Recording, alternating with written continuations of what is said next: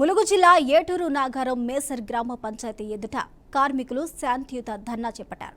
సకాలలో వేతనాలు చెల్లించకపోవడంతో పూట గడవడం కష్టంగా ఉందని, వెట్టి చాకిరీ చేసినా వేతనాలు చెల్లించడంలో జాప్యం చేస్తున్నారని కార్మికులు ఆందోళన వ్యక్తం చేశారు.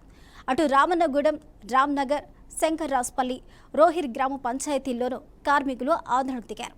గత 5 నెలల నుంచి తమకు వేతనాలు అందలేదని వాపోయారు. తమ శ్రమను గుర్తించి వెంటనే వేతనాలు చెల్లించాలని కోరారు.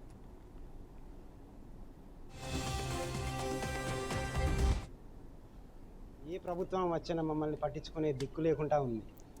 దీనివల్ల మమ్మల్ని ఎంపీడబ్ల్యూస్గా గుర్తించి మాతో అన్ని పనులు చేస్తున్నారు. నేను ఎలక్ట్రీషియన్గా పనిచేస్తా. నాతోటి లాస్ట్కు ట్యాంకుల దగ్గర గడ్డి బీకియడం, ట్యాంకులు గడియడం అలాంటి పనులు కూడా చేపిస్తున్నారు. అయినా కానీ మమ్మల్ని గుర్తించట్లేదు, జీతాలు పెంచట్లేదు. కనీసం 5 నెలల నుంచి జీతాలు రావట్లేదు.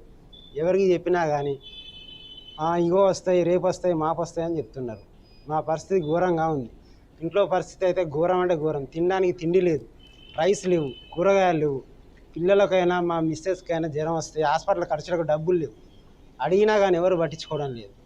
కనీసం 1000-2000 అడిగినా కానీ మా దగ్గర డబ్బులు లేవని చెప్తున్నారు. దీనివల్ల బాగా ఇబ్బంది పడుతున్నాము.